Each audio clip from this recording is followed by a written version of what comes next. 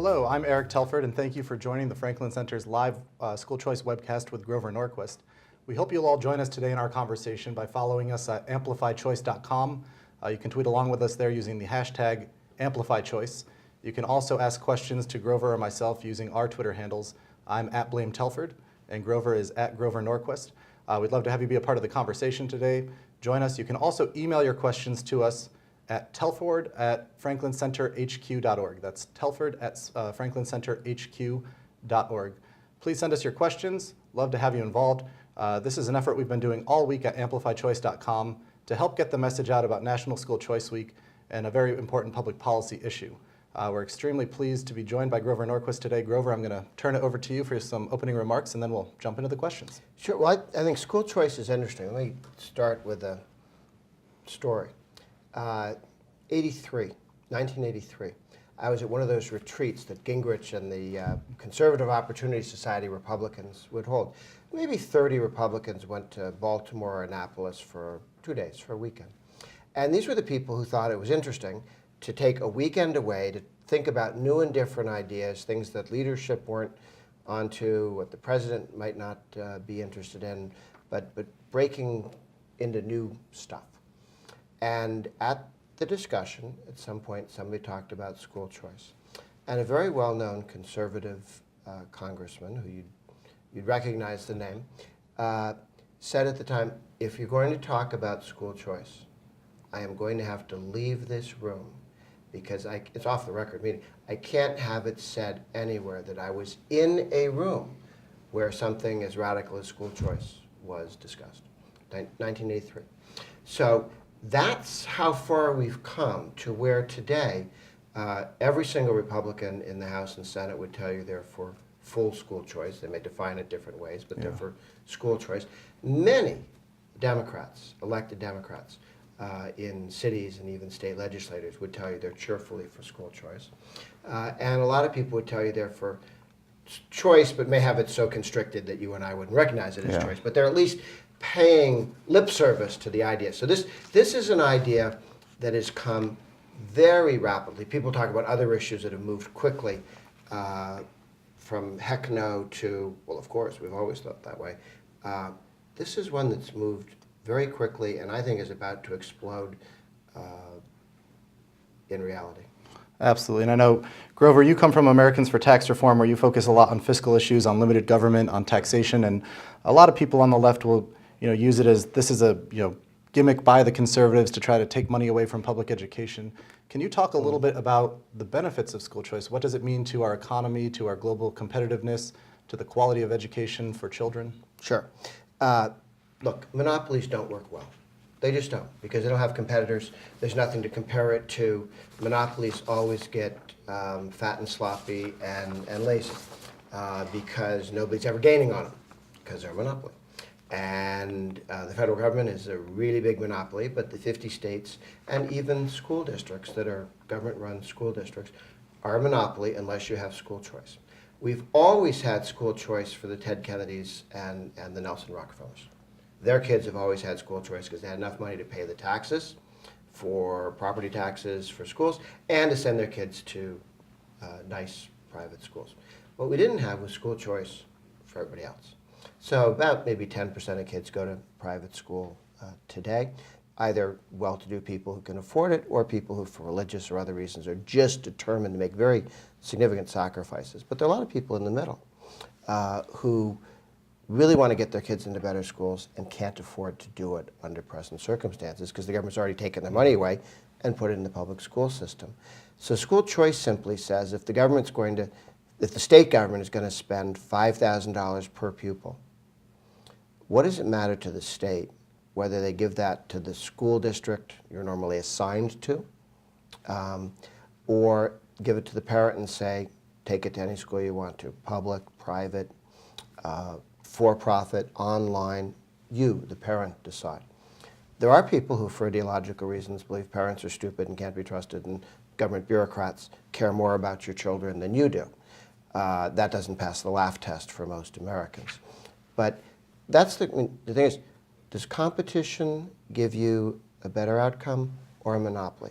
School choice says, let's have competition, with parents and students being the deciders, not a bureaucrat in Washington, D.C., or the state capitol, or even at the local school district. I think you mentioned the wide appeal that this issue has, not just to Republicans, but to Democrats. I think we see it across racial lines and across economic levels of people of different levels of personal income and wealth supporting it. All sorts of different demographics are strongly behind this, except for, I think, the few that are empowered by the unions and the kind of public establishment system. I was just at the kickoff event for National School Choice Week where they said that it was easier to find a Democrat to speak than a Republican. They had Jared Polis from Colorado speaking and very passionate about school choice. You know, a lot of this unfolds on the state level, and I know at ATR you guys pay very close attention to what's happening on a state-by-state basis. Are there governors, are there states that you think have been more aggressive, are on the leading edge and are doing a better job with school choice and education than others that you would highlight? Absolutely. But I think we should pay some attention to the people who did the breakthroughs. Wisconsin first did it in Milwaukee, in a city in Madison.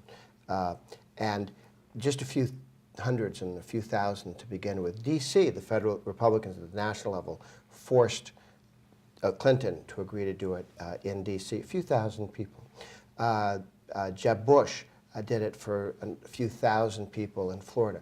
And the reason those first test cases were so important, even though other states have now leapfrogged beyond the original states in terms of numbers and depth of commitment to school choice, was that the other team, and I worked on a statewide initiative in California to have school choice. And people said if you did that, there'd be witches' schools and they'd be organ harvesting the kids or something, you know, during recess. There was the most outrageous, and still are in some cases, but with one example, and now we have several examples of statewide school choice, large numbers, it's now impossible to promote the lie that there's some big liability. Very similar to what happened with concealed carry permits in the Second Amendment issue. When Florida did it and the world didn't end and there weren't shootouts at the OK Corral, then 40 other states said, oh, okay, it's safe. So now we know, because some states move first on school choice, that the ice is thick enough to let you stand up. And politicians want to know, if I do this, am I going to lose the next election? If I do this, is something going to go wrong? Am I going to lose the next election? That's the biggest thing that could go wrong. So now Louisiana, over 300,000 kids have the opportunity to have about a $5,000 scholarship to go anywhere. They don't have enough schools set up yet to take 300,000, but there's no bar once the schools are established and churches, synagogues, mosques set these things up. Non-religious schools can be set up. You saw Indiana, I think about 600,000 kids are available in Indiana, about 240,000 in Arizona. The numbers of children now with access to a school voucher scholarship, about $5,000, not pennies, this is big, is way up there. And Florida's now got tens of thousands of kids. The way school choice, full school choice, comes about is one of three ways, really.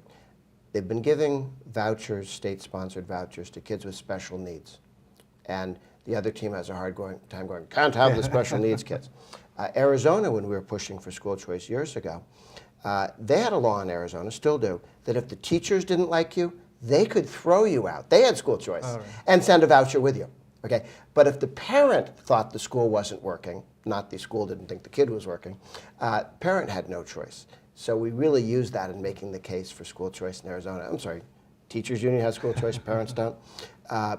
So one is for special needs, handicapped kids and others, being able to move the state money to different places that work.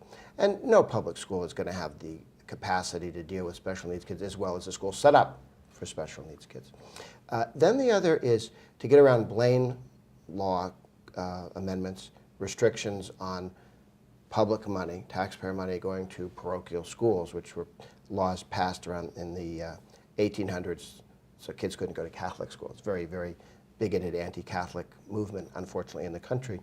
And these laws were all passed not to protect teachers' unions, they didn't exist, but as an anti-Catholic thing. Now the teachers' unions embrace these disgusting laws. And to get around that, you say, you can contribute and get a tax credit for money to a scholarship program, then the scholarship program gives money to kids. And that way you can get tax deductions and credits in. And tens of thousands of kids have done that, and that's moved state through state. The new one is the state portion of education in Louisiana, Indiana, Arizona follows you to the school you want to. And Arizona and North Carolina is now entered with a huge 750,000 kids are available. Again, they're not there in terms of the number of kids yet taking it up, but they're not putting caps as they did in D.C., as they did in Wisconsin. They're now lifting the caps, and so there's no limit, real limit, to how many kids can get full school choice. So you're going to see more schools showing up, more new opportunities, more entrepreneurship. We've been running schools the way Socrates did for thousands of years. Low tech, one-on-one, not, and there are new ideas that we need to discover. Now you mentioned Wisconsin and Milwaukee. We actually brought a group of 35 bloggers to Milwaukee and had them tour a charter school and a private school. Oh, great. We went to Hope Christian Academy where they have a 100% graduation rate. And it's just amazing to see these kids who line up to get in a lottery because there aren't enough spaces available. You talked about the caps, and I know that's a big issue in Wisconsin, that literally the zip code you're born in determines whether you go to a failing public school or not, or you can wait in line, and if you draw the lucky number, it is like winning the lottery. You have the chance for a good education and a good future. But we certainly see opponents of school choice trying to take that away. Can you talk for a moment about the lawsuit in Louisiana? You know, we grade students, they come home with a report card, parents hold their kids accountable. Schools are graded in Louisiana, and those that are deemed failing, children have been allowed to leave to find a school that does succeed, but the Department of Justice is currently suing to try to stop that, ironically citing a civil rights statute that many call school choice the civil rights issue of our time. Could you talk for a moment about what's going on there and why it's important? Look, the Obama administration has a very politicized Justice Department. And so on behalf of the teachers' unions, they're trying to destroy school choice in Louisiana and anywhere else they can. But in Louisiana, they have a tool, some of the civil rights laws and so on. And there have been some agreements that courts had said that you can't change the racial makeup of schools, and they're worried about white flight, okay? But they're going after and attacking black kids moving from a failed school to a successful school, worried about, the percentages of different people at different schools. It's nonsense. It's not going to go anywhere at the end of the day. Here's the real fear. A parent with 4 children, each gets $5,000. So mom has $20,000 she can take to shop and go to different schools.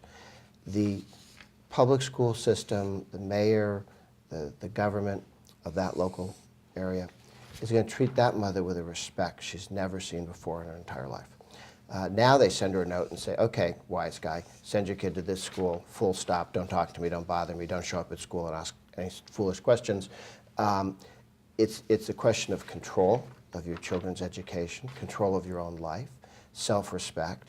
The modern Democratic Party and the teachers' union political movement cannot give you that self-respect. They don't want you to have it. And the modern conservative movement, the modern Republican Party, again, Republicans came up on school choice after the conservatives had. Milton Friedman first really wrote about it widely and made a sales pitch for it. But it's interesting, that idea was out there and understood a long time before it was able to move politically. It's a very interesting study of taking an idea to reality, and we're now in a situation where I think in the next 10 years in all 57 states, they're going to be significant, if not complete, school choice. Great. I'd like to remind our viewers that they can join the conversation by asking us questions using the hashtag #AmplifyChoice on Twitter. You can tweet me at @BlameTelford. You can tweet Grover at Grover Norquist, or you can email us at telford@franklincenterhq.org. Please contact us with your questions. We'd love to ask Grover anything that's striking your curiosity. Grover, a couple of questions. School choice and finding outlets for children to leave failing public schools is one option, but there's also another reform side, reforming the public education system. I know Governor Christie has taken some aggressive steps in New Jersey. Maybe you could talk about, should failing public schools be closed? Should we introduce concepts like merit pay? How can we better reform public education to hold school administrators and teachers more accountable? Yeah. I believe at the end of the day that the only meaningful reform is school choice, and that all of the things you mentioned are the sorts of things that would flow from school choice. And to put them in one at a time instead of school choice is to miss. It's like could you make the post office efficient by coming in and screaming at the workers to work faster or something, or firing different people, or paying people different things? I suppose you could, but the best way to make the post office efficient is to allow FedEx and UPS to deliver not just packages but mail, to have email. Okay, that's how you make the post office efficient. All of the downsizing on post office, unnecessary staff, all the efforts to make it more competent and deliver on time and to be able to track packages, all came because of competition. So I don't know what the best way to run a school is. Okay, I mean, I think, having spent many, many years in public schools, I have some ideas of what worked and what didn't. But I do know that if a parent can look at a dozen private schools and half dozen public schools and make decisions, they will go to the ones with the best success. And how do you get that success? Well, there'll be a lot of experimentation. We'll look at what works and what doesn't. And yes, 1 out of 3 restaurants fail in a given year, okay? And they go out of business. What does that mean? It means restaurants are pretty high quality. And it also makes it easy for new people with a good idea to get in and succeed. But people with a new idea that doesn't work, okay, they don't stick around for 50 years running the same project. So, yeah, schools that everyone leaves should be closed or sold to somebody who runs a school and could use the building. Now, I definitely think there's also, with public education reform, with school choice, there is a definite benefit to the taxpayer. Maybe we could talk about some of the limited government implications, some of the tax implications. I was the student rep on my board of ed in high school, and I remember meetings at the end of the year. We've got all this money left. What can we do with it before they take it back? God forbid we should return it. So there is a strong argument to be made that we can educate children better, we can do it more efficiently, and we can do it for a smaller cost. What would you say is the main implication for taxpayers, not just the general folks who pay into the tax system and maybe don't have children themselves, but the tax rebates and other aspects that relate to children or families with children in schools? Look, education is extremely important. It can be done in many different ways. There are 2 million people homeschool in the United States. Either sends their kids to religious schools, to secular private schools, to government schools of different stripes. More online education. High school kids going to local colleges. There's a lot of opportunities to do different things. The one-size-fits-all straitjacket doesn't allow for that to happen. And so our goal is to have the most effective education at the most reasonable price that you can. Only competition does that, and only school choice does that, only empowering parents to make the decisions, not some bureaucrat telling parents what's best for them. You get lots of advice. I mean, I don't mind teachers or administrators saying to parents, hey, come to our school, here's what we do, we think it's the best. Okay, you're allowed to make that sales pitch if you're selling a car or an education, but you're not allowed to tell me this is the car you want to buy because you don't get to make that decision and you don't know the answer to that. So we do know that over time, the number of bureaucrats per student in privately run systems, like large parochial system in New York City, is a fraction of the number of bureaucrats. There's a movement in the country to try and get 2/3 of the dollars spent in education to actually have something to do with the classroom. 2/3, not 100%, 2/3. That's a real indictment of, and the teachers union and the government school people are fighting that because they don't want anyone asking, is the money being spent going to the kids' education or is it going somewhere else? We have way too many bureaucrats, way too many levels of management, and that is clearly something that competition squeezes out. There are a lot of people who could teach one class a week, not be a full-time teacher. There are lots of people who are retired teachers who could come in, people who are retired of Florida who are teachers. Why couldn't they teach 1 day a week? Why not more flexibility on the labor law, on teaching? Why not give teachers, merit pay? There's some teachers who are so good that they would make videos, like some rock groups are so good that they make a record and everybody in the country buys their record. Not just the people who live in their town see their talents. The Beatles didn't just, at Liverpool, everybody really likes the Beatles, okay? They were good enough that all through the world people are listening to the Beatles records. We could have teachers who videotape and put on DVD and on audio classes that kids around the world could be listening to. Teacher can make a lot more money if they're able to have that kind of freedom. They're starting to do that, talk about it at universities. The establishment's not for it. They want the brand. So I think there's a lot we can do, and superstar teachers should be millionaires, and teachers that can't do the job should do something else, like be congressmen or city councilmen. Yeah, and on that very topic, and you talked about virtual learning before, I think if we could take a moment to talk about blended learning, the opportunity not just for teachers to make more money themselves by reaching other audiences, but for schools to cut down cost and increase quality and offer a broader array of courses. I know at my school, the higher achieving students ran out of AP classes to take, and maybe there were only 3 or 4 of them, so they wouldn't hire another teacher to launch a new AP class that there wasn't a market demand for in the school. What do you think the role of virtual and blended learning is coming up on the horizon?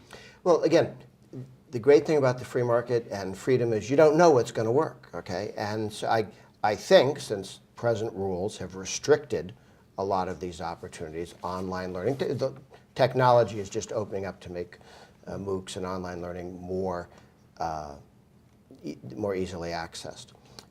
So I think you're going to see a great deal of that. I sat in on one of those meetings where a bunch of high-tech guys sat around and thought deep thoughts. They're all liberals. And is K through 12 or universities going to look anything like what they do now in 25 years? And every one of them said absolutely not. It's all going to be different. They weren't sure. They had different theories about how. But they were quite certain that school choice and technology both are disruptive technologies that will shake up how we deliver education and do it in a way that will greatly increase the quality of education. Now, Grover, I know you also serve as a contributing editor at the American Spectator. Yeah. And as somebody who plays a role in the media, what do you think the role is of the media in informing the public about school choice, about these options? I think it's something I'm glad to see National School Choice Week shine a light on, but throughout the rest of the year, we don't really hear too much about it. It is, and people used to point out that corrupt politicians no longer hide their relatives at City Hall because the press goes to City Hall. They hide them at schools because the press doesn't show up at schools to see whether no-show jobs are not showing up. We need to have the press much more aggressive in looking at what works and what doesn't in education. They need to go to school districts, public school districts. I want to walk around. I want to see what's going on. Parents should feel free to come by and sit in and audit classes and have a sense of what's going on. I think you do more of that, you'd have a much better educated electorate, you have a much better educated press. Too much of the media, the establishment media, takes press releases and rewords them. And since the bureaucracy in public school systems has lots of time to send out press releases, they get to dominate much of the conversation.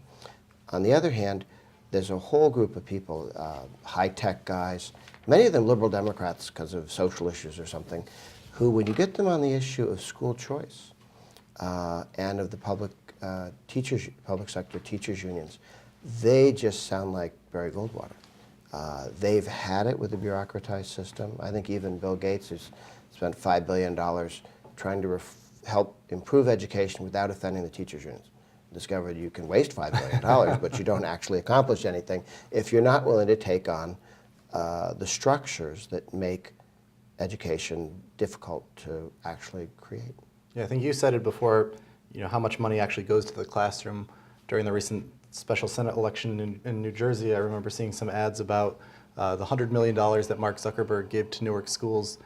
I forget the percentage, but it was ridiculous, the amount that was spent on administrative costs, polling, market research, other advertising campaigns. Very few of those dollars actually went to the students. And then we see films like Waiting for Superman or The Lottery, where we see these teachers in rubber rooms who have basically been deemed unfit to teach children, but you can't fire because they have tenure and they're still collecting taxpayer money each and every day. I think we see documentaries, we see campaign ads, but it's not showing up in the media. So I do think that's something I hope we can get some more attention. Well, the alternative media, blogs and so on, I think when the establishment isn't doing its job, counterculture has a chance to really shine. And this is one where the people who should have been doing this for the last 50 years have really ceded both the moral authority to do it and They just don't have the energy, evidently, to look at what's going on, and they don't want to be the ones to tell parents, that their present government-run school system isn't up to snuff. Nobody wants to attack a teacher. That's for sure. Oh, but here's what Chris Christie did. Chris Christie taught every elected official who wants to learn how to criticize the teachers' union and the bureaucracy and the government monopoly that is public education, and make it clear that you're not criticizing the individual teachers and that you're not dissing education, because we love education and value it, because we know so many teachers who want to educate. That's why we're fighting the blob. And he did it, and then we saw other people take up that, I mean, it's safe. Yeah. You can walk out on the ice and not fall through, you know. I can do that. And so more and more people did. So I think his truth-telling and the fact that it worked. If he'd lost the next election, everyone would go, oops, don't do that. But he didn't. He was successful. You know, you've mentioned Chris Christie, you talked about Florida and Jeb Bush, Louisiana, Bobby Jindal. These are all names that tend to float around as 2016 presidential Wisconsin, prospects. Scott Walker. I think, as somebody who often has a firm grasp on the political landscape and commentates on the horse race aspect, what kind of role do you think this issue will play in that selection process for the next Republican nominee for president? Well, I tend to think that we're looking at governors in terms of who the next Republican nominee is. There are a number of very successful governors, maybe add to that Rand Paul at the national level, because he has a national base and a fundraising base. But other than that, you've got a bunch of governors. And one of the things we're going to be asking governors who run for president is, did you cut taxes? Did you rein in spending? Did you do school choice? And if you wake up a free market, Republican, conservative, libertarian 20, 30 years ago, they'd said cut spending, fight trial lawyers. School choice is now in the list of 3 or 4 things that you expect a political leader to fight for and show some progress on.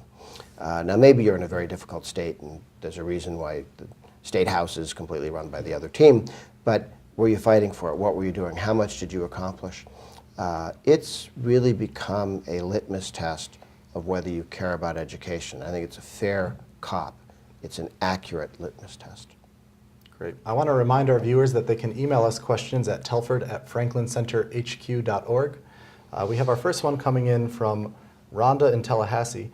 Lottery schools seem so wonderful for the winners. What about those that can't get in? What do we tell parents who can't get their child out of a failing school? That we need to change the state law so that more people have vouchers, scholarships, the ability to get their tax dollars back so that they can educate their kids. At the end of the day, we've got to change the elected officials in order to change the laws. Great. Another question from Jared. What are some of the problems that we've had getting voucher programs passed? Well, there are serious. First is the other team argues that all these awful things will happen, and they could make that case before school choice existed. Then they tried to argue it was only for rich people, and so almost all of the school choice programs are targeted at low-income people. Oops.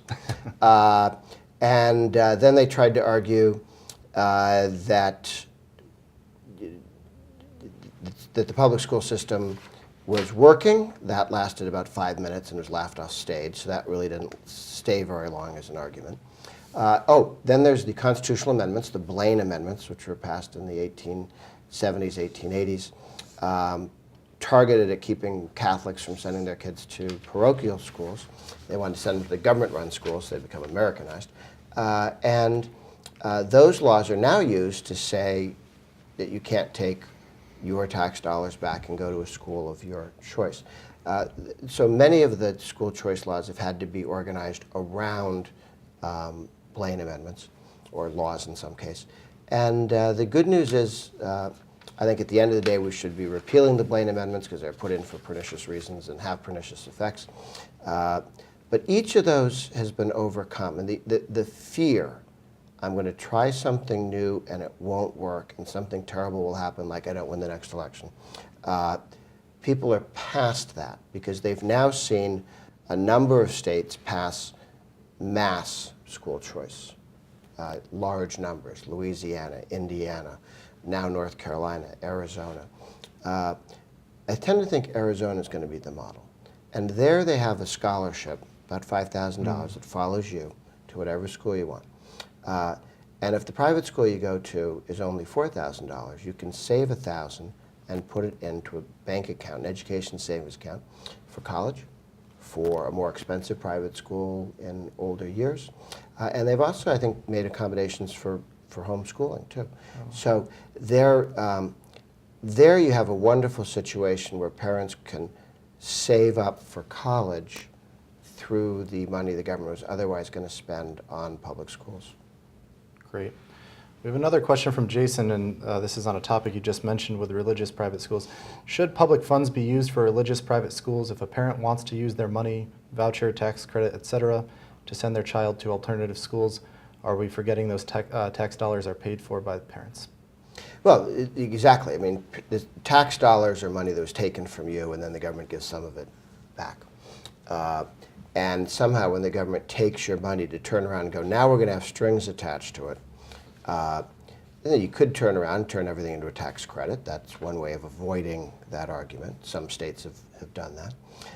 But I think everybody gets the joke that when we ran the GI Bill after World War II, and we told all the returning GIs, if you want to go to college, we'll give you a stipend. You could take that to Notre Dame. You could take that to Brandeis. There wasn't some ban on going to a religious school. And nor should they be, because the purpose is clearly secular education. And the resources are going, in the case of small kids, to parents, or in the case of college students, to the college student. I think we're largely around that. There's some bitter enders trying to make a fight on that, but I don't think it worked for them. Sure. I again want to remind our viewers, email us your questions at telford@franklincenterhq.org. We have one from Mary Beth. What are some of the problems that we've had getting voucher programs passed? The teacher unions don't like them. Teachers don't mind it, but the teacher unions understand that this is a criticism of the way they've structured schools. Okay. You have school boards who go, oh, wait a minute, you're dissing me, okay, because you want to leave. The East Germans used to get very irritated at their citizens who wanted to leave, and because they took it as a criticism of the East German system. And so the idea that somebody might want to go to a different school hurts the feelings of the people who run the monopoly. And so they get mad about it. And the teachers union is a major public sector union with, in the case of Wisconsin, $1,000 in dues taken from a teacher makes $50,000 a year.